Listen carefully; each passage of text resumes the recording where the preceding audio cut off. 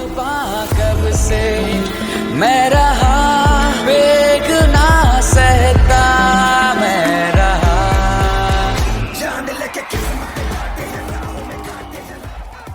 कभी देखा है कोई लड़का कहे कि वो नर्स बनना चाहता है, या कहे कि वो बच्चों को पढ़ाना चाहता है, या कथक का टीचर बनना चाहता है, या फिर मेल गायनेकोलॉजिस्ट, या हाउस कीपिंग में काम करना चाहता है? अगर कोई ऐसा कह भी दे तो लोग मुस्कुरा देते हैं या फिर ताने मारते हैं। ये काम मर्दों वाला थोड़ी है। लेकिन काम कब से मर्द या कम मर्द का हो गया? वैसे कम मर्द का कॉन्सेप्ट कुछ समझ में नहीं आया साक्षी। अरे वो तो हमारी सोसाइटी ही कहती है ना, मर्द, कम मर्द, ना मर्द, जोर मर्द, पावरफुल मर्द, वही सब मर्द के पार्ट है। ओह अच्छा, तो दोस्तों गुड़गांव की आवाज 107.8 FM यूनेस्को नई दिल्ली और UNESCO chair on community media university of Hyderabad के साथ पेश करता है नजर का गदर, जहां हम बात कर रहे हैं मर्दानगी की बनावटी दीवारों को तोड़ने की। मर्द कौन सी नौकरियां नहीं चुनते और क्यों? कभी ध्यान दिया है जब कोई लड़का कहे कि वो डांस सीख रहा है तो लोग कहते हैं ओहो मम्मी का लाडला, या कोई लड़का बोले कि वो टीचर बनना चाहता है तो जवाब मिलता है सरकारी जॉब नहीं मिली क्या तुझे? Nursing, primary teaching, air hosting, classical dance, ये सब नौकरियां मर्दों के लिए सही नहीं मानी जाती और मर्द इनसे दूरी बना लेते हैं समाज की हंसी के डर से। और प्रीति जी सच कहूँ, हाँ, समाज ये सोचकर चलता है कि जहाँ देखभाल, सेवा, बच्चे या साफ सफाई का काम हो तो वो मर्दों के लिए ठीक कभी बैठ ही नहीं सकता। और जहाँ दिखावा हो, पैसा हो, पावर हो, वही काम है मर्दों का। लेकिन जब कोई लड़का सफाई कर्मचारी या नर्स बनता है तो कहा जाता है इससे अच्छा मजदूरी ही कर लेता। हकीकत ये है कि काम छोटा बड़ा नहीं होता, हमारी सोच उसे छोटा या शर्मनाक बना देती है। और इस सोच का सबसे बड़ा शिकार वही लड़के बनते हैं जो कुछ अलग करना चाहते हैं मगर डरते हैं कि लोग क्या कहेंगे। हमने कुछ लड़कों से पूछा, क्या आप नर्स, प्राइमरी टीचर या डांसर बनना चाहेंगे? और जवाब बहुत दिलचस्प थे। नर्स का कर सकता हूँ लेकिन टीचिंग के लिए तो मुश्किल है मेरे लिए। कथक वक्त तो कभी नहीं किया तो वो तो नहीं आता। मेरे कई सारे दोस्त हैं नाचते हैं, उनको अभी भी पसंद है, तो नाचने में बुराई थोड़ी ना है, कुछ भी पहन के नाचे, इट्स लाइक। मैं कभी ये सब करना नहीं चाहता, मतलब मुझे पसंद नहीं है ये सब, ना ही मैं अपने बच्चों को ये सब करने दे सकता हूँ। मतलब अगर उन्हें पसंद होगा तो वो करेंगे, पर मेरे को तो बस पैसे कमाने से मतलब है। मतलब मेरे को बहुत शर्म आती है स्टेज वगैरह बजाने में, तो मैं कभी नहीं कर सकता ये। देखिए डिपेंड करता है सिचुएशन पे, अगर बढ़िया है तो कर सकते हैं, नहीं तो नहीं कर सकते। नृत्य, डांस जैसे कि ये सब लेडीज़ करते हैं, और टीचिंग कर सकते हैं। ये मर्दों के लिए मैम ठीक नहीं काम, ये शर्म आती मैम करने में काम। तो मैं तो करता हूँ नॉर्मली, लेकिन बाहर जॉब करना नहीं कर सकता मैं। शर्म सी आती है कि इन लोगों के सामने जाके झाड़ू पोछा करना, दामन घूंघट वाला मैं डांस नहीं कर सकता। नॉर्मली वैसे करना हो तो मैं कर सकता हूँ। मेरे घर में जैसे किसी को भी डॉक्टर के पास ले जाना हो फीमेल में, तो मैं फीमेल डॉक्टर के पास ही ले जाऊँगा, क्योंकि जो फीमेल होती हैं वो एक फ़ीमेल को अच्छी तरह से समझ सकती है। अगर मैं मेल डॉक्टर के पास ले जा रहा हूँ मुझे अच्छा नहीं लगेगा, क्योंकि कहीं ना कहीं वो हो जाता है।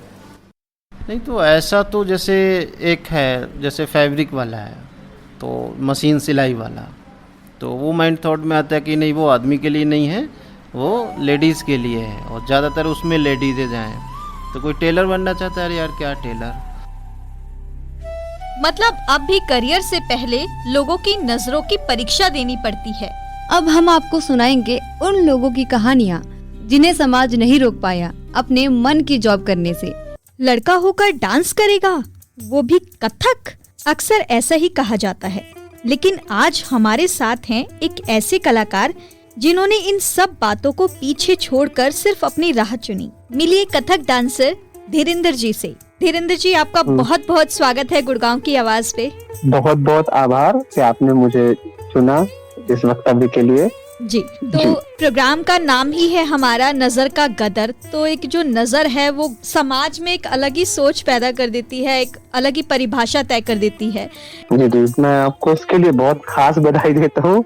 बहुत ही सेंसिटिव है पर बहुत अच्छा विषय है। मेरा सवाल पहले आपसे यही रहेगा कि आपने कथक कब शुरू किया और इसे ही क्यों चुना अपने करियर के लिए? देखिए, मैं इस बारे में ये कहूँ कि कथक को मैंने चुना, ये बहुत ज्यादा हाइपर बात हो जाएगी। और कला इतनी बड़ी चीज है, इंसान से बड़ी चीज है कि कितनी हमारी पीढ़ियां आती हैं और इस कला को करते हुए निकल जाती हैं और पीढ़ी दर पीढ़ी ये अपने आप को विकसित करती जाती है। तो जहां तक है मेरे हिसाब से कला हमें चुनती है।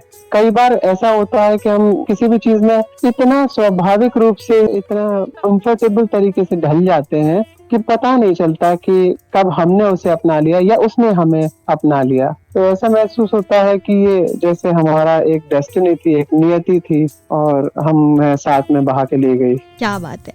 तो आपने बोला कि कला ने आपको चूज किया, तो कथक को आपने अपने अंदर कैसे पहचाना? वो एक मोमेंट क्या रहा जब आपने डिसाइड किया नहीं मुझे कथक करना है? तो मैं आपको बताऊं, मुझे अपनी कला यात्रा कोई भी खास पॉइंट होता है, बिंदु होता है, वो मुझे नहीं याद है। मैं बचपन से नाचता था, कभी टीवी के सामने गाने चलते थे, उसमें रंगोली आता था, उसमें चित्रहार आता था, उसके साथ में मैं नाचा करता था, बस इतना मुझे याद है। और ये पता नहीं चला मुझे कब मेरे जीवन का हिस्सा बन गया। लेकिन जब कथक से मुलाकात हुई तो उसने अपनी ओर खींचा। और कहते हैं ना, कुछ एडिक्शन खराब होते हैं, कुछ बहुत जीवन जीने के लिए बहुत अच्छे होते हैं। तो ये वो बहुत खूबसूरत एडिक्शन बन गया मेरे लिए, जिसने मुझे चुन लिया। इसकी खूबसूरती, इसकी गहराई और power of expression of Kathak, like जो अभिव्यक्ति की जो ताकत है इसमें, उसने मुझे बहुत ज्यादा अट्रैक्ट किया। और फिर मुझे लगा कि ये मेरे जीवन का सबसे बड़ा हिस्सा है, या कह ले सबसे ज्यादा सशक्त बिंदु है मेरी आइडेंटिटी का कथक। धीरेन्द्र जी, आपने एक बात कही कि बचपन से ही डांस करते आ रहे हैं, है ना? जब बच्चा डांस करता है तो परिवार वालों को भी अच्छा लगता है, पड़ोसी को भी अच्छा लगता है, रिश्तेदारों को भी अच्छा लगता है, कितना अच्छा डांस कर रहा है बच्चा, है ना? पर वही बच्चा अगर बड़ा हो जाता है, वहाँ पे आ जाती है मर्दानगी कि आप एक मर्द हो और फिर आप डांस कर रहे हो। हिप हॉप डांस और वैसे वाले गानों पे डांस करना तो सबको अच्छा लगता है कि लड़का कोई डैशिंग से गाने पे डांस कर रहा है, बट क्लासिकल डांस, कथक जैसा डांस और पैरों में घुंघरू बांध के वहाँ पे मर्दानगी आ जाती है। तो कभी आपको ऐसा फील हुआ या कभी आपको किसी ने बोला ऐसा कि लड़का होकर ऐसा डांस कर रहा है, तो उस वक्त आपने कैसा महसूस किया? बुरा लगा, सच कहूँ तो। इंसान हो, अच्छा या बुरा लगना एक स्वाभाविक प्रकृति है मनुष्य की। लेकिन जिस समय में ये मेरे साथ हो रहा था, कथक की ओर मैं बढ़ रहा था बहुत बहुत तेजी से, उस समय शायद मेरी समझ उतनी विकसित नहीं थी और मुझे उन बातों का बहुत फर्क नहीं पड़ता था। मैं आपको सच बताऊं, थोड़ा देर के लिए बुरा लगा, फिर अपने काम में चल गए। लेकिन बाद के समय में आने के बाद जुनून था, उस जुनून ने कुछ महसूस नहीं होने दिया, सिर्फ अपने आप को महसूस होने दिया। और उसके बाद तक मैं उतना वैचारिक रूप से सशक्त हो चुका था कि मैं ये कहूँ कि लोग तो जब करूंगा तो भी कहेंगे, नहीं करूंगा तो भी कुछ ना कुछ कहेंगे, तो कुछ तो लोग कहेंगे, लोगों का काम है कहना। पर ये जरूर हुआ कई बार घुंघरू को लेकर बोला कि घुंघरू लेकर कौन नाचता है हमारे परिवारों में। तो बाद में मेरा दिमाग स्वयं के लिए सोचने लायक हो गया और मुझसे लोगों ने कहा भी, और मैंने उन्हें उत्तर भी दिया कि घुंघरू मेरे लिए एक धातु की बॉल नहीं है, एक छोटी सी जो बजती है, वो मेरे लिए मेरी साधना का प्रतीक है, मेरे गुरुओं का आशीर्वाद है उसमें। और सबसे ज्यादा इम्पोर्टेंट है कि वो मेरे अंदर जो लय और ताल चल रही है, जो बह रही है, उसको अभिव्यक्त करने का मेरे लिए प्रतीक है वो घुंघरू। और रही मर्दानगी की, जैसा आप बोल रहे हैं कि जब मैं नाच रहा हूँ तो मैं क्या लड़का हूँ, क्या मैं लड़की हूँ, मेरे लिए जेंडर मायने नहीं रखता है, सिर्फ मैं डांसर हूँ, नर्तक हूँ। 2012-13 तक मेरा करियर शेप लेने लगा था उस वक्त जी। तो ये लड़ाई आपकी किस किस के साथ थी? मतलब बोलने वाली और जवाब देने वाली, फैमिली के साथ और पड़ोसियों के साथ ही थी। मेरे पिताजी नहीं पसंद करते थे मेरे नाचना, वो बोलते नहीं थे, लेकिन उनका मौन विरोध बहुत बहुत खतरनाक था। और खामोशी ज्यादा चुभती है, वो ज्यादा चुभती है। हाँ, उनको लगता था कि ये कहाँ ही चला गया, मतलब क्या ही कर रहा है। तो उन्होंने मुझसे बातें भी करना बंद कर दिया था और अभी इस दुनिया में नहीं है दुर्भाग्य से, लेकिन वो कभी मेरे कार्यक्रम में देखने नहीं आए। वो अगर अपने शहर में विरोध होता था तब भी नहीं आए, वो कभी नहीं गए। उनका विरोध जारी रहा और उन्होंने सभी तरह के फाइनेंशियल और हर तरह की सहूलियत मुझसे छीन ली थी। तो मुझे सब कुछ खुद ही करना पड़ रहा था बहुत यंग एज से, बहुत 17-18 साल की उम्र से। तो वो उनका विरोध का तरीका था कि मैं कुछ नहीं करूंगा, खुद जियो मरो। चुप्पी से प्रोटेस्ट कर रहे थे आपके करियर के लिए, बहुत स्ट्रॉन्ग प्रोटेस्ट। और मुझे लगता है कि बदलाव तो आया है, कुछ पॉजिटिव भी हैं, कुछ नेगेटिव भी हैं, पर फिर भी मुझे अभी भी बहुत स्ट्रांग महसूस होता है कि अभी इतना स्लो है ये बदलाव कि अभी कई पीढ़ियां लगेंगी इसको पूरी तरह से बदलने में। जी, बहुत अच्छे से आपने बताया धीरेन्द्र जी। देखिए, बहुत सारी मर्दानगियां हैं और उसका पहलू सबके लिए अलग है। आप मर्दानगियों को अलग तरीके से देखते हैं, मैं अलग तरीके से देखती हूँ। तो आपके अकॉर्डिंग एक मर्द होने का क्या मतलब है? कला, नजाकत और भावना भी मर्दानगी का हिस्सा है। देखिए, मैं जैसे कथक करता हूँ, है ना, और बाकी के लोग जिम भी जाते हैं, लेकिन अगर मर्दानगी, बहुत खुले शब्दों में बोल रहा हूँ, सेक्सुअल ऑर्गन में बसती है, मर्दानगी आपकी मसल्स में बसती है, मर्दानगी आपकी कठोरता में बसती है, दिमाग में बसती है, भावनाओं और अपने सेंसिटिविटी को जाहिर ना करने में बसती है, तो ये तो बड़ा ही शोचनीय विषय है मुझे लगता है।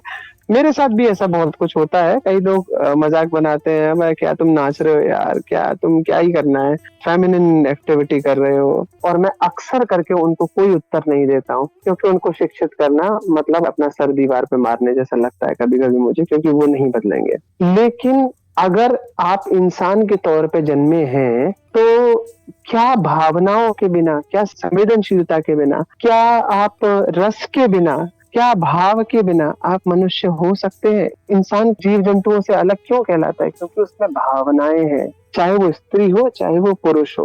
तो भावनाओं का प्रदर्शन करना, जिम्मेदारी होना, जवाबदेही होना और डिफेंसिव होना, ऑफेंसिव नहीं होना। तो अगर ये सब आपके पहलू नहीं है और सिर्फ मसल्स में आपकी मर्दानगी बसती है, तो फिर तो ठीक है, ईश्वर ही आपका भला कर सकता है, फिर तो क्या ही कहेंगे आप। तो मेरे हिसाब से ये है परिभाषा मर्दानगी की, ना कि आप अपने लुक्स को लेकर दूसरे के लुक्स का आप मजाक बनाएं, या उसके प्रोफेशन का मजाक बनाएं, या उसकी कला का मजाक बनाएं। वो तो झूठी मर्दानगी दिखावे का है सब कुछ। जी, बहुत बढ़िया। धीरेन्द्र जी, जब आपने स्टार्ट किया होगा कथक, है ना, तो बहुत सारे चैलेंजेस आपके सामने आए होंगे, पर अब जब आप इस मुकाम पे हैं कि आपके शोज होते हैं, लोग आपको देखने आते हैं, बहुत सारे स्टूडेंट्स के गुरु भी होंगे आप, काफ़ी बच्चों को आपने सिखा भी दिया होगा, तो जब अब आपको लोग सराहते हैं, तालियां बजाते हैं, तो आपको कैसा महसूस होता है? और आपको क्या लगता है कि मर्दानगी को लेकर या लड़कों को लेकर जो सोच बदल रही है, एक्चुअल में बदल रही है या फिर अभी भी बहुत कुछ बाकी है? देखिए, ये बहुत अच्छा प्रश्न है। इस पर मुझे एक सबसे पहला उत्तर सूझता है। मैं टॉकेटिव भी बहुत ज्यादा नहीं हूँ, अभी सीख लिया है कुछ वर्षों से बोलना, तो मैंने कभी समझाने की कोशिश बहुत ज्यादा नहीं की किसी को। अपने एक्शन से उन पर प्रभाव डालने की कोशिश की कि मैं क्या कर रहा हूँ। मेरी सफलता देखकर, मेरा रियाज देखकर, मेरी मेहनत देखकर उस गहराई को समझे वो और अपनाए। मैंने ये प्रयास किया और मैं सच कहता हूँ, इसमें मैं काफी हद तक सक्सेसफुल रहा हूँ। एक परफॉर्मर होने के नाते आप एक जिम्मेदार व्यक्ति होते हैं जो एक मंच पे होता है। कई लोग क्या कहते हैं कि मुझे परफॉर्मेंस नहीं करना है, या मैं परफॉर्मर नहीं हूँ तो मैं आर्टिस्ट नहीं हूँ। मैं कहता हूँ आप होने की कोशिश जरूर करो, क्योंकि आप परफॉर्मेंस के लिए अकेले नहीं चढ़ते हो। एक कला की पूरी जिम्मेदारी होती है। शायद अगर जेंडर के रूप में यहाँ देखें तो यहाँ आपकी एक जेंडर के रूप में जिम्मेदारी होती है। जहाँ एक आर्टिस्ट नाच रहा है जेंडर के बाहर जाकर, उसका रियाज, उसकी मेहनत, उसकी कला जब बोलना शुरू करती है तो उसकी स्वीकार्यता होती है समाज में। इसी स्वीकार्यता के साथ बहुत सारे कलाकार हैं जो इस जनरेशन में स्वीकार्यता लेकर आए हैं, और वो एक्सेप्टेंस की वजह से समय बदलता इस तरह से है कि लोग उसमें कंट्रीब्यूशन करते हैं। इस तरह से कलाकारों ने भी अपना योगदान और कंट्रीब्यूशन किया है इस कला को एक्सेप्टेबल बनाने के लिए। और इस कला के साथ साथ बहुत सारी चीजों में जब आपके लिए एक चीज एक्सेप्टेबल हो जाती है तो आपके लिए बहुत सारी रास्ते खुल जाते हैं। धीरेन्द्र जी, अगर कोई लड़का कथक या और कोई क्लासिकल डांस करना चाहता है, बट उसके अंदर एक झिझक है, वो नहीं निकल पाता उस सिचुएशन से, घर वालों से नहीं लड़ पाता, हर किसी के अंदर उतनी हिम्मत नहीं होती, तो आप उसको क्या कहना चाहेंगे? मजेदार बात, मेरे पास बच्चे कम आते हैं, थोड़े युवा लोग ज्यादा आते हैं, 15-16 से ऊपर के। मैं उन्हें एक चीज तो पूछता हूँ, अगर तुम मेरे पास आए हो तो वो क्या है जो तुम्हें लेकर आया है? तो वो कहते हैं इंटरेस्ट है, एक्सप्लोर करना चाहते हैं। मैंने कहा एक्सप्लोर भी अगर यही करना है तो यही क्यों, बाकी चीजें भी तो आई होंगी लाइफ में, इसके लिए तुम यहाँ तक क्यों आए हो? पैसे भी खर्च करोगे, 1 घंटा आने का, 1 घंटा जाने का और 1 घंटा क्लास का, और हफ्ते में अगर 3 दिन भी आओगे तो पूरे हफ्ते के आप 9 घंटे दोगे, और हर महीने में कम से कम 36 से 40 घंटे मुझे दोगे। अगर इतना सोच के आ रहे हो तो क्यों आ रहे हो? यानी एक जुनून है, एक इंटरेस्ट है जिसे आप पहचान नहीं पा रहे हो, पर वो आपको लेकर जा रहा है कहीं ना कहीं। तो मैं कहता हूँ सबसे पहले उसे पहचानो। अगर उसे पहचान जाओगे तो बाकी चीजें नेग्लिजेंस हो जाएंगी, मतलब नगण्य हो जाएंगी। परिवार का सोचना, आपका सोचना, किसी और का सोचना, वो सेकेंडरी हो जाता है वो सब कुछ। फिर वो आप अपने एफर्ट करोगे। दूसरी चीज की झिझक होती है। अब उस झिझक को उनको लगता है कि ये नजाकत भरा है या वो है, तो मैं कहता हूँ ये नजाकत या वो नहीं है, ये है बारीकी।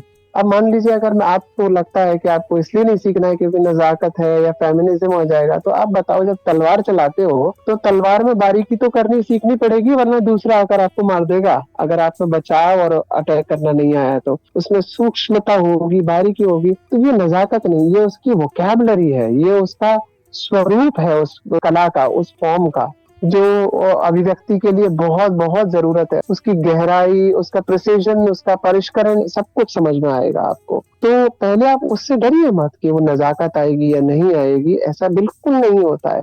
जो आप अंदर से हो, जो आपका ओरिएंटेशन है, वो आपका अंदर से होता है, वो बाहर एक नृत्य कला में नहीं होता है, वो ईश्वर प्रदत्त होता है जो कुछ भी होता है। तो आप घबराइए मत। और आई थिंक मुझे लगता है कई बार गुरुओं को सबसे इम्पोर्टेंट होना पड़ेगा, गुरुओं को भी खुद को ट्रेन करना पड़ेगा, या बच्चों को सही गुरु का चुनाव करना पड़ेगा। क्योंकि यदि गुरु लोग अगर प्रोग्रेसिव थॉट्स के या प्रगतिशील विचारों के नहीं होंगे, तो वो उस तरह से उसे प्रस्तुतिकरण जो अपनी कला का है बच्चों के सामने प्रेजेंटेशन, और बच्चों के सामने उसको तरीके से रख नहीं पाएंगे, तो बड़ी दिक्कत होगी।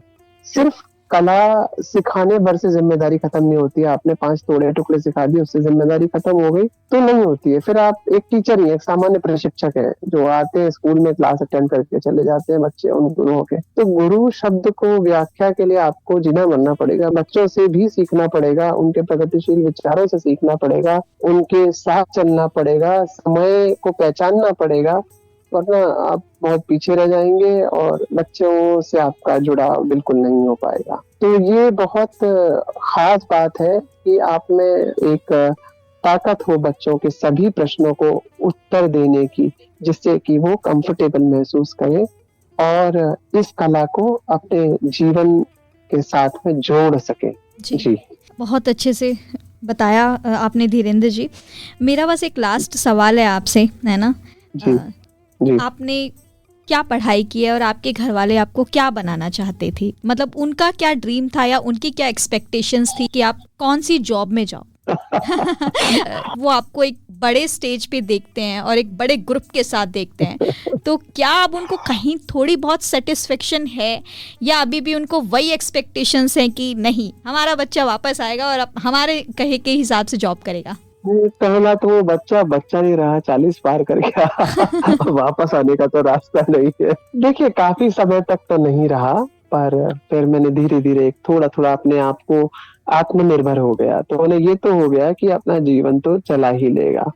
तो अभी मुझे नहीं लगता मेरे परिवार में किसी भी प्रकार की कोई परेशानी है, क्योंकि मैं आत्मनिर्भर हूँ, अपना जीवन अपने हिसाब से चला रहा हूँ और बहुत संतुष्ट हूँ। जो करना चाहता था ईश्वर ने वो करने को मुझे दिया। इसके बाद भी अगर कोई कुछ विचार रखता है तो मुझे लगता है समाज का दखल उतना होना चाहिए जीवन में जितना आपको सिविलाइज्ड रख सके। आप अपने कमरे में, अपने कमरे के बाहर अपने विचारों में क्या कर रहे हैं, इसमें उसका दखल नहीं होना चाहिए। घर वाले क्या बनाना चाहते थे? वो तो मुझे इंजीनियर वगैरह ही बनाना चाहते थे। मैं मैथ साइंस से ग्रेजुएट हूँ, जो कि मेरा पूरा नहीं हो पाया था किसी कारणवश, क्योंकि एक पेपर में एक्सीडेंट लगी थी।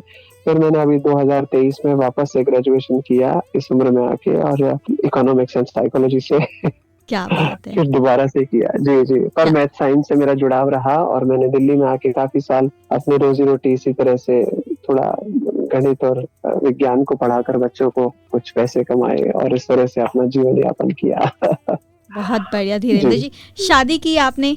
बिल्कुल नहीं की। अच्छा। कुछ ऐसी घटनाएं भी रही 2013 और 14 के आसपास कि मुझे लगा कि मैं बहुत नेचर में लोनर हूँ। मतलब अगर मैं 10 लोगों के साथ, स्टूडेंट्स के साथ पूरा दिन बैठ सकता हूँ, तब भी मुझे 2-3 घंटे बिल्कुल ऐसे चाहिए जब मुझे कोई आसपास ही ना हो। और सेकंड थिंग, बहुत ट्रैवलिंग माइंड का व्यक्ति हूँ, प्लस 10 लोगों के बीच में होने के बाद भी, शोर में होने के बाद भी मैं खुद के अंदर रह पाता हूँ। तो जी। वो मुझे महसूस होना शुरू हो गया था उस समय। और शायद मैं उतना जिम्मेदार नहीं हूँ कि परिवार की जिम्मेदारी पूरी तरह से मैं शायद निभा पाऊँ। और रिश्ते कई इस तरह से बीच बीच में टूटते भी गए। मतलब परिवार ने जब देखा इस तरह से, तो शादी होते होते टूट गई, फिर ऐसा हुआ। तो एक दिमाग में बैठ गया शायद इस संस्था के लिए मैं नहीं बना हूँ, या तो मैंने बैठा लिया अपने कंफर्ट को देख के, क्योंकि मुझे अकेले रहना था। थैंक यू धीरेन्द्र जी, आपका बहुत बहुत शुक्रिया। आप प्रोग्राम में आए और आपने इतनी सच्ची बातें कही। मर्दानगी का मतलब दूसरों से लड़ना नहीं है, बल्कि अपने अंदर के डर और झिझक से लड़ना है ना, और उससे जीतना भी है। बिल्कुल, जीतना भी है, बिल्कुल बिल्कुल। जी, बहुत बहुत शुक्रिया। मैं आपकी बहुत आभारी रहूंगी कि आपने अपना समय हमें दिया। बहुत बहुत शुक्रिया। मैं भी आपका बहुत आभारी हूँ। आपने इतने खूबसूरत और रेलेवेंट प्रश्नों के साथ आपने उनका जवाब मांगा। मैं जो कुछ भी दे सका, छोटा कम या ज्यादा, पर मैंने जरूर प्रयास किया। उसके लिए आपको एक बार फिर बहुत बहुत आभार, धन्यवाद। दोस्तों, आप सुन रहे हैं गुड़गांव की आवाज रेडियो 107.8 FM पर नजर का गदर, जिसमें आज हम बात कर रहे हैं मर्दों की नौकरियों के बारे में, कि समाज ने कौन कौन सी नौकरियां मर्दों के लिए फिट बैठा रखी है और कौन सी ऐसी नौकरियां हैं जिन पर अक्सर मर्द जाना नहीं चाहते। अगर आपको ये कार्यक्रम पसंद आ रहा है तो हमें व्हाट्सएप के नंबर में जरूर बता दीजिएगा। नंबर है 9958941408, यानी 9958941408। और इस पहल में हमारा साथ दे रहे हैं यूनेस्को नई दिल्ली और UNESCO chair on community media, university of Hyderabad. Dhirendra ji की तरह हमारे और भी कई मित्र हैं, जैसे राजकुमार जी, जिन्होंने स्वीपर की नौकरी को अपनाया क्योंकि घर चलाना था। लोग बोले ये तो छोटा काम है, पर उन्होंने कहा मैं साफ कर रहा हूँ, छू नहीं रहा किसी का आत्मसम्मान। मैं राजकुमार छावला से गुड़गांव की आवाज सुनता हूँ जी, और मैं गुड़गांव की आवाज को बहुत पसंद करता हूँ जी। मैं 1988 में रोहतक से गुड़गांव आया था जी। तो उस टाइम पे घर में काफी प्रॉब्लम थी, तंगी थी, और एक सिंपल सा जमाना था जी। तो मैं इतना पढ़ा लिखा नहीं था, तो काम की तलाश में था। जो हमारे बुआ के लड़के थे, उन्होंने बोला भाई फिलहाल तो सफाई वालों में जगह है और कोई जगह खाली नहीं है। तो उन्होंने भी ये बोला था यहाँ कौन देख रहा है तेरे को, तू लग तो जाए एक बार। तो मैंने हिम्मत करके जी, बिल्कुल मन में नहीं था कि मैं सफाई का काम करूंगा। और मेरे को शुरुआती दिनों में मैं लगा था तो शर्म भी आ रही थी कि झाड़ू पोछा करूंगा मैं। गांव से ये भाई लेके तो आ गया मेरे को, लेकिन कोई देखेगा तो क्या कहेंगे, रिश्तेदार क्या कहेंगे, या घरवाली को पता चलेगा तो क्या कहेंगे। ये बात कई साल तक छुपा कर रखी और मैंने किसी को बताया नहीं। हमारी बुआ के लड़कियों को पता था कि ये सफाई का काम करता है और बर्तन भी धोता है, ऐसा काम कर रहा है ये। लेकिन शुरुआती दिनों में एक लज्जित सा महसूस तो मैं कर रहा था अपने मन में, बिल्कुल। अब मैं लगा तो दिया, अब करूं तो करूं क्या, अब छोड़ भी नहीं सकता, भाई की इज्जत का सवाल। लेकिन जो वहां पे लोकल आदमी थे जो कंपनी में, वो हकीकत में उन्होंने मेरे को मोटिवेट किया था। अरे भाई बहुत अच्छे लड़के हो तुम, एक हरियाणवी परिवार से लोकल हो गए तुम यहाँ और सफाई का काम कर रहे हो। उन्होंने मेरी कास्ट भी पूछी थी, तुम किस कास्ट से आते हो, तो मैंने अपनी कास्ट के बारे में भी जिक्र किया। यार बहुत बड़ी बात है, तुम ये काम कर रहे हो और आप बिल्कुल भी शर्मा नहीं रहे हो काम को। वो बिल्कुल ऐसा महसूस हो रहा था उनको कि यार ये हरियाणवी बंदा है, ये अलग बिरादरी से है और ये हकीकत में वाल्मीकि समाज का काम है, वो करते हैं इस काम को। लेकिन ऐसा नहीं है, वाल्मीकि समाज के लोग भी बड़े बड़े अच्छी पोस्टों पे हैं और कंपनी में मैनेजर भी हैं, ऐसी बात नहीं है। लेकिन ये ऐसा महसूस करते और हमारी सोच है कि ये वाल्मीकि समाज का ही काम है और हमारी बहू बेटियों का ही काम है, वही सफाई करते हैं, झाड़ू पोछा करते हैं, लेडीज सफाई करती हैं, उनका ये काम है। लेकिन ये देखा मैंने वहां पे जो और भी बंदे थे जो झाड़ू पोछा या सफाई करते थे, उनको देख देख के यार ये कर रहा तो मैं क्यों नहीं कर सकता, ऐसा उनसे उदाहरण मिला। और काम करते रहे जी। बिल्कुल फिर तो शर्म निकल गई जी। बिल्कुल साहब जहाँ भी कहते वहां सफाई करनी है भाई, चलो वहां चलो, वहां चलो। और अब तो मैं गर्व से करता हूँ उस काम पे। जैसे कि हमारी सरकार कहती है साफ सफाई को पहले माध्यम बनाओ, सफाई है तो सब कुछ है, घर हो या बार हो या कंपनी हो। तो बच्चों को बिल्कुल मैं कहता हूँ भाई मैंने ये काम किया है और तुम इतने साफ बन के चलते हो आज। और ऊपर से ये भी है, साइकिल पर नौकरी की है 32-33 साल, साइकिल से ही चला करते जी, क्योंकि वहां उस टाइम पे एक एक पैसा बचाना होता था जी। क्या आपने कभी सोचा है अगर कोई मर्द गाइड बनना चाहे या बच्चों को पढ़ाना चाहे तो उसके काम को ही क्यों कमतर माना जाता है? और अगर वो टीचर प्राइमरी के हो तो ऊपर से गर्ल्स प्राइमरी स्कूल के हो तो सुनिए अब 2 प्राइमरी गर्ल्स स्कूल के टीचर्स की कहानी उन्हीं की जुबानी। मेरा नाम संदीप है। मैं गवर्नमेंट मॉडल संस्कृति गर्ल्स प्राइमरी स्कूल मोलाहेड़ा में कार्यरत हूँ और मैं जेबीटी की पोस्ट पर कार्यरत। जेबीटी मैंने 2010 में की थी। इससे पहले जैसे मैं प्राइवेट सेक्टर में काम करता था तो मेरे को वहाँ पर्सनल सेटिस्फेक्शन इतनी नहीं थी और एक जो ड्यूटी टाइमिंग होते थे वो भी मेरे को नहीं अच्छा लगता था क्योंकि वहाँ रात दिन और ये। तो उसके बाद मैंने टीचिंग में आने का सोचा और उसके बाद जेबीटी बीएड सब टेस्ट अपने क्रैक किए थे। मैं शुरू में जैसे एयरपोर्ट पे ground handling agency aviation sector में काम करता था तो वहाँ लगभग 11-12 साल काम करने के बाद सेटिस्फेक्शन नहीं थी मेरे को। तो फिर मैंने अपना टीचिंग में वापस, जो मेरा शुरू से ही एम था तो किसी कारणवश बीच में नहीं कर पाया तो मैं फिर अपना दोबारा शुरू किया मैंने। मेरी जो व्यक्तिगत सेटिस्फेक्शन इसी में थी तो कहीं ना कहीं फिर मन में वही खटक थी कि उसको पूरा करें। उसके बाद फैमिली के साथ टाइमिंग स्पेंड करना। अगर टीचिंग में आते हैं तो प्रॉपर फैमिली के लिए भी टाइम है, अपनी सोसाइटी को एक दिशा देने के लिए भी एम है और एक रेपुटेड जॉब भी है समाज के अंदर। कुल मेरी सारी क्वालिफ़िकेशंस पूरी हैं। जैसे ही मेरे को मौका मिलता है, सरकार की पॉलिसीज़ हैं, वो टाइमिंग बैच के हिसाब से आता है तो उसमें मेरी प्रमोशन ड्यू है, जल्दी हो जाएगी उम्मीद करता हूँ। मैंने तो अपने पर्सनली मैंने कभी ऐसा कोई प्रॉब्लम फेस नहीं की, ना मेरे को किसी ने ये किया कि भाई आप इसमें क्यों जा रहे हो, आपके लिए ये ऑप्शन है, ये ऑप्शन है। फैमिली की तरफ से पूरा सपोर्ट था और ना किसी फ्रेंड सर्कल ने या किसी ने भी ऐसी मेरे को दिक्कत नहीं आई। मेरा फ्यूचर प्लान यही है, जैसे अभी छोटे बच्चों के साथ मैं काम करता हूँ प्राइमरी सेक्शन में, तो मेरे को बड़ा अच्छा लगता है क्योंकि वो मासूमियत से सारी चीज़ें शेयर करते हैं मेरे साथ। तो अभी सारी क्वालिफ़िकेशंस पूरी हैं, जैसे ही मौका मिलता है तो मैं हायर लेवल पे, अभी जैसे टीजीटी ड्यू है हमारी प्रमोशंस, जब भी मौका मिलेगा तो वो लेंगे। उससे आगे मैं पीजीटी के लिए भी एलिजिबल हूँ तो नेक्स्ट स्टेप मेरा पीजीटी भी होगा। मेरी grand mother before independence teacher थी तो मेरे को अच्छा लगता है कि उनके बाद मैं टीचिंग में हूँ। कजन्स हैं मेरे, वो हैं टीचिंग में। जैसे फर्स्ट अपॉइंटमेंट मेरी डिस्ट्रिक्ट कैथल के अंदर थी तो वहाँ मेल टीचर्स थे सभी। वहाँ से 1 साल पहले जैसे मेरी ट्रांसफ़र हुई, पता लगा उनको भी कि भाई वहाँ 16 फीमेल्स हैं और आप उनके अंदर जा रहे हो तो आपको बहुत दिक्कत आएंगी। भाई आपके पास जो बाहर के काम होंगे उनका बर्डन होगा, ये होगा। लेकिन यहाँ आने के बाद टोटली डिफरेंट था, वो गलत साबित थे कि यहाँ मेरे को ऐसी कोई दिक्कत नहीं आई। सब मिल के काम एक जैसा करते हैं सभी, कोई वो नहीं है कि ये मेल करेगा ये फीमेल करेंगे। आज का जो टाइम है हम सोशल मीडिया पे भी देखते हैं वो कुछ ना कुछ दिमाग में रहता है। हम सावधानियाँ भी रखते हैं कि ऐसी कोई गलती हमारे से ना हो। और मैं मानता हूँ लड़कों से ज़्यादा भाई लड़कियों के साथ काम करना अच्छा है क्योंकि वो एक परिवार नहीं, वो आगे 2 परिवारों को देखभाल करेंगे अगर एजुकेटेड होंगी तो। मैं 100% सेटिस्फेक्शन है मेरे को। अब जो पैसे की बात आती है तो मेरी सैलरी इतनी है कि मेरी जो इच्छाएं हैं, मेरी जो नीड्स हैं फैमिली की, आराम से पूरी कर लेते हैं। तो बच्चों को कोई शिकायत नहीं है कि आप और उसमें होते। 2 बच्चे हैं मेरे, बेटा भी है बेटी भी है। बेटी मेरी MBBS 4th ईयर में है और बेटा 10th में है।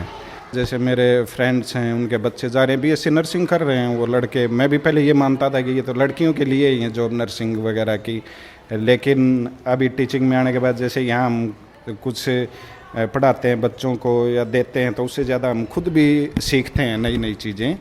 तो अभी पता ही चला मेरे को 2-1 साल से कि भाई लड़के भी BSc नर्सिंग में जा रहे हैं, बाहर फॉरेन में भी जा रहे हैं, यहाँ भी करने लग रहे हैं। तो बेटे के लिए तो यही है कि उसका जो मन होगा, जो उसका इंटरेस्ट होगा वो उसी में भेजेंगे हम। कोई फोर्स वो नहीं होगा कि ये आप यही करें।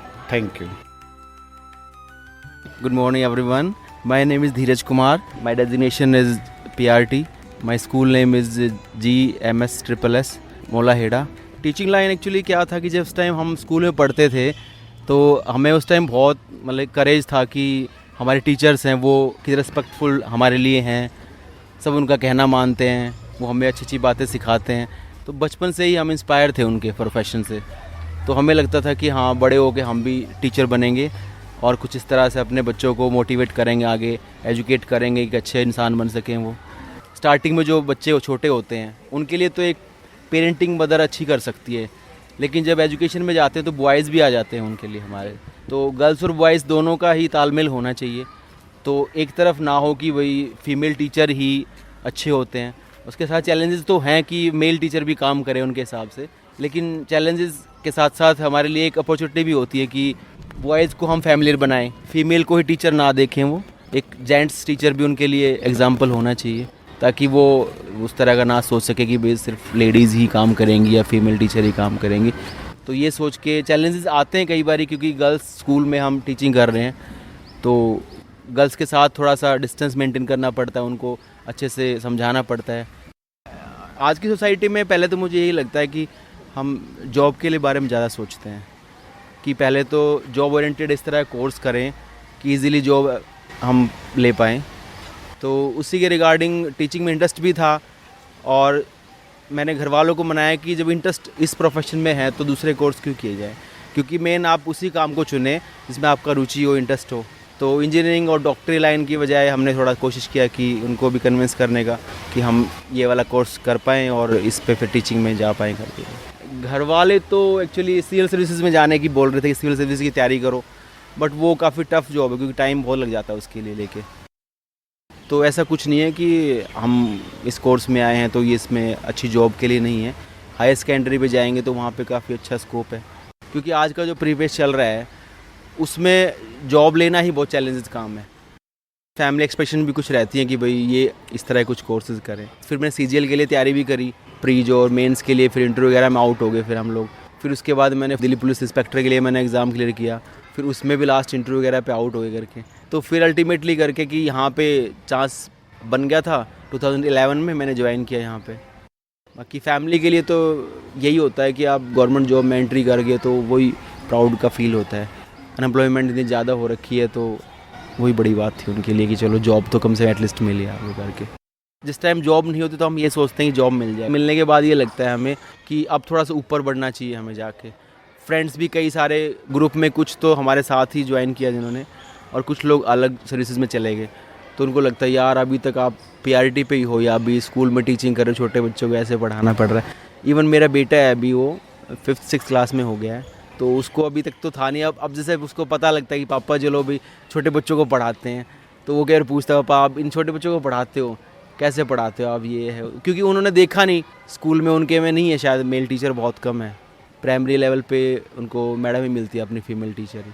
पूछता है कई बार तो थोड़ा फील होता है कि चलो अगर उस टाइम चेंज कर लेते तो कुछ और रहता. बाकी ये है कि अपना अपना नज़रिया होता है देखो हर चीज़ देखने का कि हम किस हिसाब से चीज़ों को देख रहे हैं. कि बड़े बच्चों में पढ़ा रहे हैं आप, सीनियर सेकेंडरी स्कूल में या कॉलेज में चले गए हैं तो वहाँ पे थोड़ा सा अलग लेवल बन जाता है करके. यहाँ छोटे बच्चों के साथ थोड़ा सा ये फील होता है छोटे बच्चे हैं कैसे ट्रीट करेंगे इनको. बड़े में जाके अलग टीचिंग लेवल हो जाता है. कई बार फील होता है, पर वो आपके डिपेंड करता है कि आप किस कंडीशंस में हो. आपके अगर सराउंडिंग में ऐसे हैं जो अनएम्प्लॉयमेंट में हैं, उनके बीच आप प्राउड फील करोगे कि I have a government job and I am doing this job, तो उनके लिए अच्छी बात होती है कि चलो यार जॉब में है.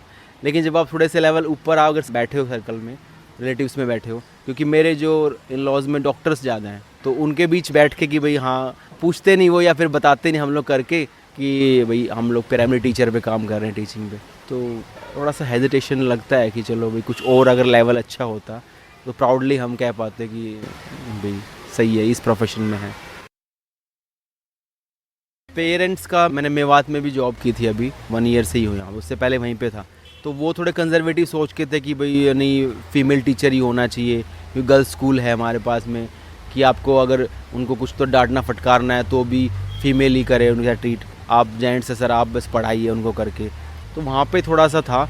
बाकी सिटी में आप चले जाएंगे तो प्राइमरी लेवल तक कोई इतना ज़्यादा इशू नहीं रहता कि बाकी डिपेंड करता है पर्सन टू पर्सन कि किस तरह से आप ट्रीट करते हो बच्चों को, क्योंकि हमारे घर में भी बच्चे हैं, उनको भी हम अब बच्चों की तरह रखते हैं कि भाई चलो छोटे बच्चे हैं, तो हर तरह से उनके सामने अपना एग्जाम्पल रखना होता है कि भाई डांटने का भी, समझाने का भी करके, पढ़ाना भी उनको करके। तो धीरे धीरे प्रोफेशन में रहते हैं तो कई चीज़ें आ जाती हैं फेस करते करते। अभी थोड़ा सा सेटिस्फिकेशन आ रहा है क्योंकि अब और शिफ्ट करने का भी कुछ टाइम रहा नहीं, और कि भाई कहीं और शिफ्ट कर जाएं। अभी तो यही लग रहा है कि चलो अभी यहाँ पे काम करें।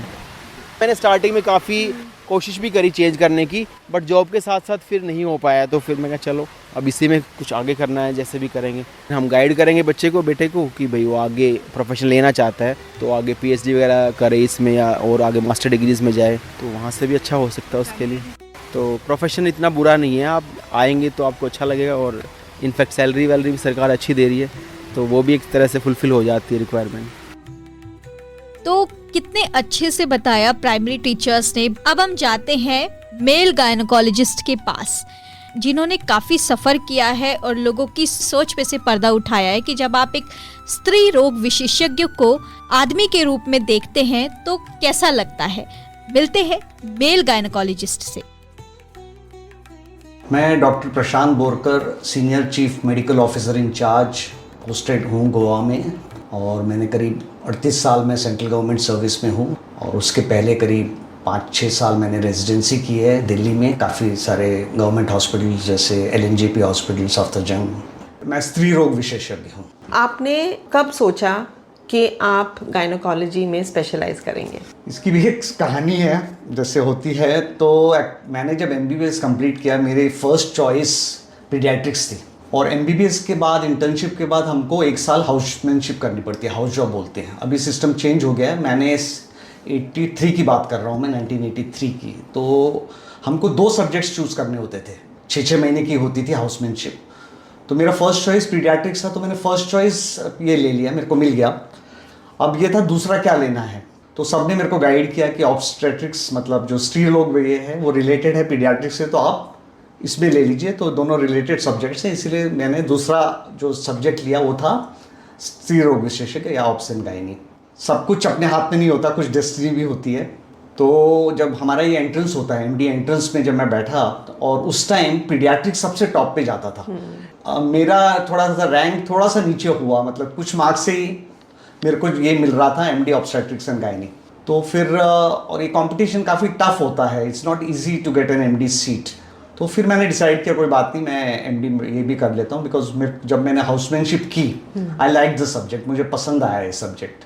और इसमें मेरे को जो अच्छा लगा वो था कि रिजल्ट्स इमीडिएट आते हैं। जैसे ऑब्स्टेट्रिक्स में क्या, जैसे आजकल हमने डिजीजेज देखे हैं, डायबिटीज़, हाइपरटेंशन, आप दवाई देते रहो कभी ठीक नहीं होगा, कंट्रोल में रहता है। पर ऑब्स्टेट्रिक गायनी ये होता है, उसमें आप जो स्वस्थ, जब डिलीवरी होती है मदर को हम स्वस्थ बच्चा देते हैं तो दोनों खुश रहते हैं, और इमीडिएट हमको रिजल्ट मिलता है, देयर ग्रैटिट्यूड उनका होता है। तो जब मेरे को एक्सपीरियंस हुआ 6 महीने का, तो मैंने कहा कि कोई प्रॉब्लम नहीं है, मैं ऑब्स एंड गायनी में भी कर लूँगा, मुझे कोई ऐसा वो नहीं था। तो जब आपने वो सब्जेक्ट लिया और पढ़ना शुरू किया, तो आपके परिवार की क्या सोच थी? नहीं, परिवार में कोई प्रॉब्लम नहीं था। एक्चुअली हम गोवा को बिलोंग करते हैं। हाँ जी। और गोवा में सब लीडिंग गायनेकोलॉजिस्ट उस टाइम भी मेल थे, और अभी भी मेल गायनेकोलॉजिस्ट है। महाराष्ट्र, गोवा में there is no issue, gender problem बिल्कुल नहीं है। तो हमारी फैमिली में तो एक्सेप्टेड था, कोई प्रॉब्लम नहीं है। लाइक मेरी मम्मी की डिलीवरी भी मेल गायनेक ने किया था। मैं मुंबई में पैदा हुआ था, उनकी डिलीवरी मेल, मेरे दोनों ब्रदर्स की भी मेल गायनेक ने डिलीवरी लिया था। तो हमारे में वो कोई मेल फीमेल, उस गोवा काफ़ी लिबरल है दैट वे। और अभी भी आप देखेंगे कि यहाँ पे जो गोवा में टॉप गायनेकोलॉजिस्ट काफ़ी मेल डॉक्टर्स हैं, तो फैमिली में देयर इज कोई प्रॉब्लम नहीं था। जब आप दिल्ली गए तब कुछ फ़र्क हुआ? दिल्ली में ऐसे कोई प्रॉब्लम नहीं था। प्रॉब्लम ये क्या होता है, जब हम MD करते हैं, ये गवर्नमेंट हॉस्पिटल्स में होता है। हाँ जी। तो गवर्नमेंट हॉस्पिटल्स में क्या होता है, सब मेल डॉक्टर्स होते हैं, फीमेल डॉक्टर्स होते हैं। तो जो female doctors they outnumber male doctors, मतलब वो ज़्यादा होते हैं। बट जब आप हॉस्पिटल में काम कर रहे होते हैं उस एनवायरनमेंट में, उस वहाँ पे मेल फीमेल का कॉन्सेप्ट नहीं होता है। हमारा काम होता है, हमको काम ठीक ठाक करना होता है। तो कभी कोई प्रॉब्लम ऐसे हुआ नहीं है रिस्पॉन्सिबिलिटीज़ ये अपना करने में। और कभी पेशेंट्स की कोई सोच हो, खासकर दिल्ली में? डेफिनेटली पेशेंट का होता है सोच।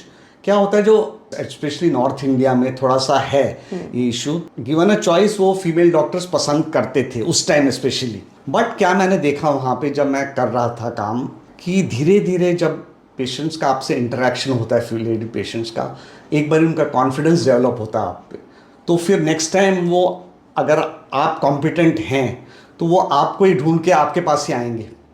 काफ़ी बार होता है फर्स्ट डिलीवरी हमको तो याद नहीं रहता डिलीवरी हमने कंडक्ट की, सेकेंड टाइम वो बताती है डॉक्टर साहब आपने कंडक्ट की थी, बहुत डिफ़िकल्ट डिलीवरी रही थी, आपने बहुत अच्छी तरह हैंडल किया, तो इस बार भी हम आपके अंडर ही दिखाएंगे। तो that is the confidence which a doctor has to give to the patient. बाद में वो मायने नहीं रखता है कि डॉक्टर मेल है फीमेल है, बेसिकली पेशेंट का आप पे कॉन्फिडेंस होना चाहिए।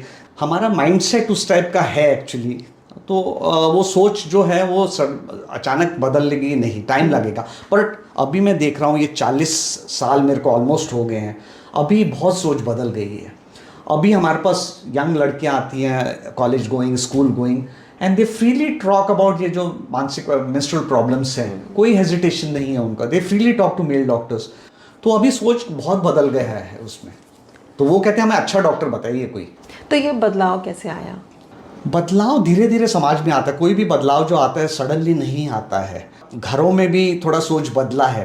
पहले आप देखेंगे घरों में क्या होता था, जो बॉयज़ और गर्ल्स, बेटा और बेटियों को हम अलग अलग ट्रीट करते थे, पेरेंट्स, इवन मदर्स। धीरे धीरे आप देख रहे हैं कि समाज में वो रेबेलियन शुरू हो गया। पहले ये होता था वो रिक्वेस्ट करते थे, पर अभी रिक्वेस्ट नहीं, अभी सीधा लड़कियां बोलती हैं उसको आप करने देते हैं, मुझे क्यों नहीं करने देते हैं। तो वो समाज में जब बदलाव आता है, जब एजुकेशन लड़कियों को मिलता है, तो वो automatically it's sort of a silent revolution जो हो रहा है समाज में, ये उसी का रिजल्ट है। ये ऐसा नहीं है कि हमने जाके किसी को मोटिवेट किया कि मेल डॉक्टर्स को दिखाइए या वो।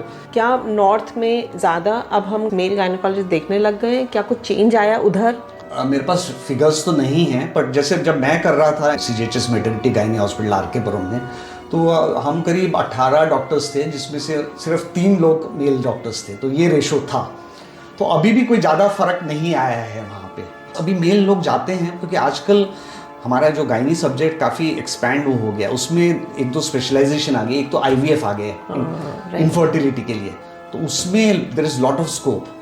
और जब पेशेंट को इनफर्टिलिटी होती है तो उसको मेल फीमेल डॉक्टर का कोई वो नहीं होता है, उसको चाहिए रिजल्ट ओरिएंटेड, जहाँ मेरे को अच्छा रिजल्ट मिले। तो lot of doctors are now going into this infertility, that is one subject. And दूसरा इज़ यूरोगाइनी।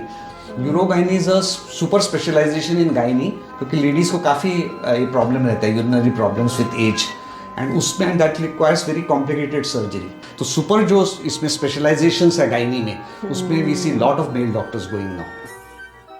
तो हम अब आगे बढ़ते हैं और जानते हैं रोमा जी से कि आखिर करियर में जेंडर की क्या भूमिका होती है। नमस्कार, मेरा नाम रोमा कुमार है और मैं एक करियर काउंसलर हूँ। आज के समय में करियर चयन में जेंडर के आधार पर भेदभाव का क्या रोल है, इस विषय पर मैं अपने विचार रखना चाहूँगी। करियर चयन करते समय अक्सर पेरेंट्स बच्चों को सलाह देते हैं, जैसे कि लड़कियों को किसी खास करियर में जाना चाहिए, लड़कों को किसी खास करियर में जाना चाहिए। उसमें समाज का नज़रिया छलकता है, जैसे लड़कियों को टीचर, डॉक्टर, नर्स का रोल और लड़कों को पुलिस, आर्मी, इंजीनियर या ऑफिस जॉब का रोल करना चाहिए। इसका प्रमाण यह है कि पुरुष प्रधान क्षेत्र के कोर्सेज में, जैसे MBA इंजीनियरिंग में, लड़कियों को रिजर्वेशन और एक्स्ट्रा मार्क्स दिए जाते हैं ताकि वो इस कोर्स में ज़्यादा से ज़्यादा ज्वाइन करें। उनको प्रोत्साहन दिया जाता है, ऑफिशियली प्रोत्साहन दिया जाता है। यह भेदभाव उन लड़कों के साथ भी होता है जो कुकिंग की लाइन में जाना चाहते हैं, स्कूल टीचर बनना चाहते हैं, डांस जैसे क्षेत्रों में जाना चाहते हैं। ध्यान से सोचने पर हम समझ सकते हैं कि महिलाओं को सुरक्षित माहौल में रखने व शारीरिक विषमताओं के चलते इस प्रकार का भेदभाव प्रचलित हुआ होगा। पर आज भी एक पुरुष को डांसर बनने के लिए और एक महिला को किसी कंपनी में CEO बनने के लिए बाकियों के मुकाबले में अधिक संघर्ष क्यों करना पड़ सकता है? आज शारीरिक विषमताओं को इतना हम ओवरकम कर चुके हैं। सामाजिक तानों का भी सामना करना पड़ सकता है कि अगर कोई पुरुष चाहे कि वो डांसर बने तो लोग उसको मजाक उड़ाते हैं, उसकी मर्दानगी पर हंसते हैं। फिर भी कम ही सही, पर आज समाज में पुरुष गायनेकोलॉजिस्ट आ रहे हैं, हाउस हस्बैंड्स आ रहे हैं जो घर में रहकर घर संभालते हैं, महिला पायलट बन रही हैं, पुरुष नर्स देखने और सुनने को मिलते हैं। इन लोगों की जितनी तारीफ की जाए उतना कम है, क्योंकि इनकी सफलता आने वाली पीढ़ियों के लिए रास्ते खोलेगी। ये अपने क्षेत्र में प्रथम है या अग्रणी है, तो इनको संघर्ष सबसे ज़्यादा अधिक करना पड़ा होगा। हमें इन विषमताओं के पीछे उस व्यक्ति की लगन और समझ को समझकर आगे बढ़ावा देना चाहिए। एक नया रास्ता बनाना या अप्रचलित एक नए अनकन्वेंशनल करियर में अपनी जगह बनाना आसान नहीं होता।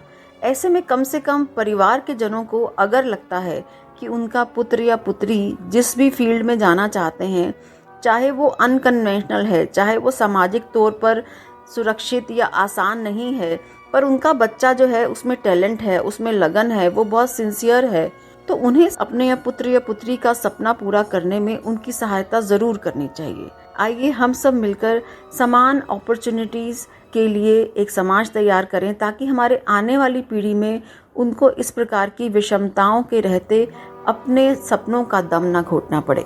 धन्यवाद।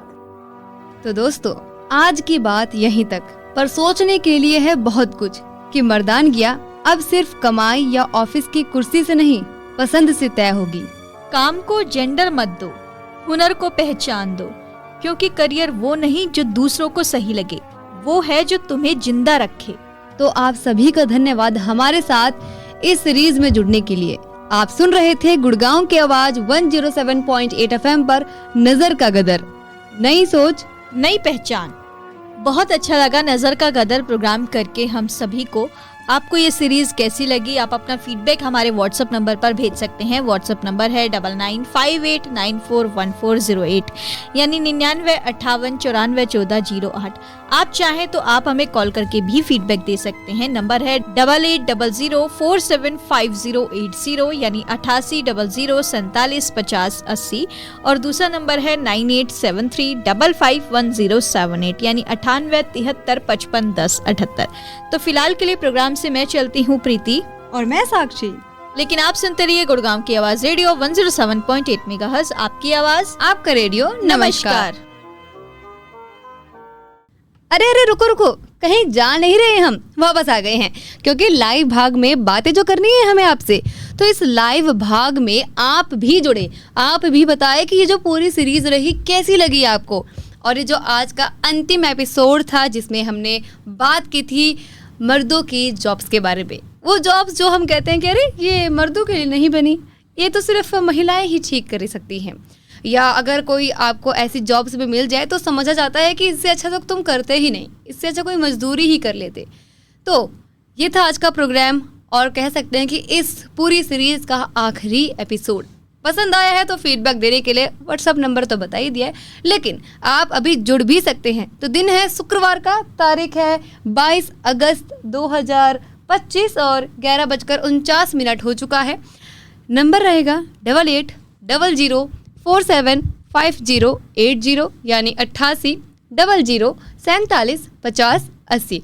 ज़रूर जुड़िए हमारे साथ में। और अगर आप भी कोई ऐसी जॉब कर चुके हैं जो समाज ने समझा कि ये मर्दों के लिए नहीं बना है, या आपने अपने आसपास किसी ऐसे को देखा है, तो ज़रूर आप जुड़िएगा इस प्रोग्राम में और इस लाइव भाग में। बताइए कि आप क्या कुछ ऐसा काम करते थे, क्या आपने लोगों को ऐसे देखा हुआ है, या फिर आपके पास ये कोई बातें रही हैं लेकिन फीडबैक देना चाहते हैं आप, तो भी हम तहे दिल से आपका स्वागत कर रहे हैं। जल्दी जुड़िए हमारे साथ में बताने के लिए कि आपको क्या पसंद आया, किन की बात पसंद आई। और इस प्रोग्राम में तो आपके दोस्त के भी आपने राजकुमार जी की पहली कॉल आ चुकी है। स्वागत है राजकुमार जी।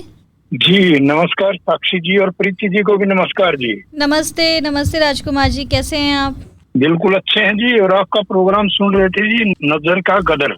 हाँ जी। ये जो एपिसोड था, लास्ट वाला एपिसोड बता रहे हो जी आप जी, बहुत ही अच्छा लगा जी। इसमें बिल्कुल कैरियर के बारे में ज्यादातर आधारित था ये प्रोग्राम। कथक डांसर जो थे धीरेन्द्र जी, उनकी बातें भी सुनी जी। वो डांसर के बारे में उन्होंने बताया जी, उन्होंने भी अपना कैरियर चुना इस चीज में, डांस के बारे में, कथक के बारे में। तो उसने ऐसा नहीं देखा कि मैं फीमेल वाला डांस कर रहा हूँ या लोग क्या कहेंगे मेरे को, तो उस चीज ने उसको झुठला दिया। उन्होंने ऊंचाइयां तक छुई अपनी कथक करके, तो लोगों ने भी इसको सराहा जी। और उसके बाद संदीप जी मुल्लाडा गर्ल्स स्कूल से जुड़े थे, उन्होंने भी अपनी कहानी बताई जी, उनकी भी बहुत अच्छी लगी जी। स्कूल में बच्चों को लड़कियों को पढ़ाते हैं जैसे जेंट्स टीचर। और जी धीरज कुमार जी का भी मुल्ला हेड़ा से जो टीचर थे, उन्होंने भी अच्छी अच्छी ऐसी बातें बताई। तो कुल मिला के ये हुआ जी, इसमें ये निकला कि जी। और इस प्रोग्राम में आपने हमारा साथ भी दिया था, इसके लिए भी बहुत बहुत शुक्रिया राजकुमार जी। जी डॉक्टर प्रशांत गौर ने भी बहुत ही अच्छी बातें बताई जी। डॉक्टर साहब ने जैसे कि वो बताया कि हम मेल फीमेल को नहीं देखते, इसमें हमने तो इलाज करना है पेशेंट का। कई बार ऐसा होता है ना राजकुमार जी कि स्त्री रोग विशेषज्ञ जो है हम समझ लेते हैं कि वो औरतें ही वो डॉक्टर बनती हैं जो महिलाओं को देखती हैं, है ना। बहुत कम ऐसे डॉक्टर देखने को मिलेंगे जो विशेषज्ञ होंगे और वो महिलाओं के बीमारियों को देखते होंगे, या डिलीवरी या बच्चे पैदा करने वाला काम। और हम अपने आसपास के जब काम देखते हैं तो वो अपने आप ही जेंडर के रूप में बट जाते हैं कि आदमी है तो वो ये काम करेंगे, औरत है तो वो ये काम करेगी। तो वही बस डॉक्टर ने शेयर किया हुआ है कि मैं स्त्री रोग विशेषज्ञ हूँ और मेरे साथ क्या क्या चैलेंजेस आए जब मैं दिल्ली गया, तो है ना। बाकी वो रहते गोवा में है, तो गोवा में तो बहुत सारे आदमी डॉक्टर्स हैं जो स्त्री रोग विशेषज्ञ हैं, लेकिन जब वो दिल्ली आए तो उनको थोड़ा लगा कि पेशेंट कंफर्टेबल नहीं फील कर रहे हैं। बट जब उन्होंने ट्रीटमेंट अच्छा देना शुरू किया तो पेशेंट को भी ये लगने लगता है कि अच्छा इलाज ज़्यादा ज़रूरी है, ना कि ये देखना कि आदमी है या औरत है ना। जी ऐसी एक बात बताऊंगा जी, हमारी घरवाली की जो बच्चेदानी की प्रॉब्लम थी तो उनका ऑपरेशन होना था जी। तो मैं लेके जा रहा था हॉस्पिटल दिल्ली में जी, तो बोले डॉक्टर साहब करेंगे आपका ऑपरेशन। तो हमारी मिसेज बोली कि भाई वो डॉक्टर साहब करेंगे मेरा पेट का ऑपरेशन जैसे भी। बोले आपको शर्माने की जरूरत नहीं है, डॉक्टर साहब का काम है ये। तो जैसे ही वो अंदर ओपीडी में गई हमारी मिसेज, तो वहां पर और भी मैडम थी जो डॉक्टर मैडम थी, तो बोले भाई आप अंदर जाओ और ये थोड़ा सा ये काम करो। तो डॉक्टर साहब के सामने शर्माना नहीं है आपने, आपका इलाज कर रहे हैं डॉक्टर, उसमें लेडीज भी है जेंट्स डॉक्टर भी है। तो वो जब उनका ये बोला भी ये कपड़े उतारने हैं आपने और ऐसे से, तो एक बार तो शर्माई जी, मैं सच्ची बताऊँ आपको जी। लेकिन बाद में उनका ऑपरेशन हो गया और वो जो कपड़े पड़े उतार रखे थे क्योंकि वो बेहोश कर देते उस टाइम पर जी। तो जब उनका अच्छे से ऑपरेशन हो गया तो डॉक्टर साहब पूछ रहे, हाँ जी माता जी कैसा लगा, कोई दर्द तो नहीं हुआ? डॉक्टर साहब आपने ही कराया ऑपरेशन? हाँ मैंने कराया है, इसमें कोई शर्म की बात नहीं है, आप थोड़ा शर्मा रहे हो कोई बात, लेकिन आपका इलाज अच्छा कर दिया हमने। लेडी डॉक्टर भी खड़ी थी, तो हमारी मैडम ने बहुत खुशी से उनका धन्यवाद भी किया था, जी सर बहुत अच्छा लगा, लेकिन मन में शर्मा तो रही थी। फिर बाहर आए डॉक्टर साहब, मैंने भी उनको प्रणाम किया जी, डॉक्टर साहब कैसा रहा? जी हमने ही किया ऑपरेशन उनका और बहुत अच्छे से कर दिया, इसमें कोई तो डॉक्टर साहब के सामने तो हम कह नहीं सकते आप जेंट्स हो लेडीज हो, क्योंकि हमने इलाज भी करवाना है। और ये डॉक्टर साहब तो एक भगवान का रूप माने जाते हैं जी, जहाँ तक मेरी सोच है, जहाँ तक। बिल्कुल। और अच्छा लगा कि आपने भी अपनी वाइफ को समझाया, उनका साथ दिया जी। और ये देखा कि आदमी औरत मैटर नहीं करते, बल्कि अच्छा इलाज ज़्यादा ज़रूरी है। तो सही टाइम पे सही डिसीजन लिया आपने। थैंक यू राजकुमार जी, अपनी बातें यहाँ पे शेयर करने के लिए बहुत बहुत शुक्रिया प्रोग्राम में जुड़ने के लिए। और जी मेरी आवाज़ भी सुनाने के लिए मैं भी जैसे ये सब लोग जो रहते हैं इनकी तरह धन्यवाद करता हूँ आप गुड़गांव रेडियो आवाज को जी, जो हमारी भी आवाज सुनाई और हमारे विचार आपने लोगों को सुनाए। नमस्कार जी। नमस्ते, शुक्रिया जुड़ने के लिए। और तेजराम कौशिक जी का कॉल आ रहा था, तो वो एक बार फिर अभी कॉल कर सकते हैं और कुछ बताना चाहते हैं, फीडबैक देना चाहते हैं तो ज़रूर फीडबैक दे सकते हैं। तो अभी हमारे साथ नीलम जी जुड़ गई हैं। नीलम जी नमस्ते, आपका बहुत बहुत स्वागत है गुड़गांव की आवाज़ रेडियो पर। जी मैम नमस्ते जी। तो जैसे कि आज हम बात कर रहे हैं कि आदमी क्यों वो जॉब लेना पसंद नहीं करते जो औरतों को डेडिकेटेड होती है अकॉर्डिंग टू समाज, है ना। समाज के अनुसार जो ऐसी जॉब्स हैं जैसे प्राइमरी टीचर लेवल की जॉब्स हो गई, है ना, कोई डांस हो गया, क्लासिकल डांस जैसे कथक डांस, और गायनोकोलॉजिस्ट हो गया जो स्त्री रोग विशेषज्ञ, ज़्यादातर महिलाएं ही हमें देखने के लिए मिलती हैं, हाउस कीपिंग की जॉब हो गई। तो क्या लगता है आपको कि कौन सी ऐसी चीज़ है इन जॉब्स में जो मर्दों को आगे नहीं लेके आ पा रही है? वैसे तो काफ़ी जगह हमें दिख जाते हैं लोग, लेकिन फिर भी काफ़ी कम आदमी हैं जो ऐसी जॉब्स में हैं?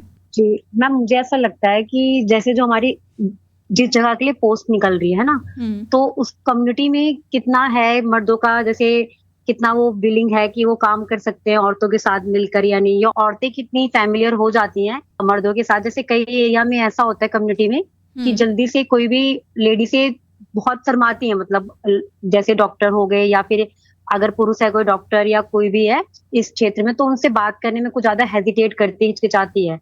तो उन्हें लगता है कि काश अगर यहाँ पे कोई लेडीज होती तो मैं बहुत अच्छे से खुल के बात कर पाती। तो इस जगह पे ऐसी सिचुएशन में भी कई बार मर्द सोचते हैं कि अगर हमारी कम्युनिटी हमसे इलाज ही नहीं कराएगी या फिर औरतें आएंगी ही नहीं तो हमें इस प्रोफेशन में जाने का कोई फायदा नहीं है, जहाँ तक मुझे ऐसा लगता है। आज भी हम इतना आगे बढ़ चुके हैं, है ना, तरक्की कर ली है, बट फिर भी कहीं ना कहीं वो सोच है जो हमें पीछे लेके जा रही है कि नहीं आदमी ये नौकरी करेंगे, आदमी वो नौकरी नहीं करेंगे। आपको लगता है कहाँ से आई है ये चीज, किसने डिसाइड किया ये?